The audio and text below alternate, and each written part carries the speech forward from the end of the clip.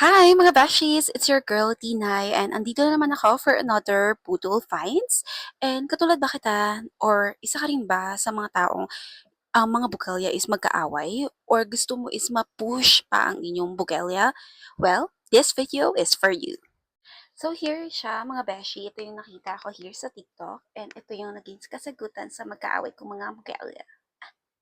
So mga beshi, meron siyang tatlong hooks. Ayan, kung makikita nyo. And may pang-apat here. Ayan, magiging ganyan yung itsura niya. And may adjustable strap din siya.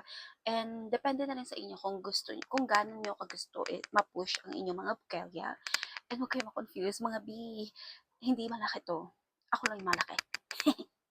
So, tingnan niyo mga beshi, kung gaano niya 'di ba na-push ang aking mga bugelya and paano niya napagbati sila.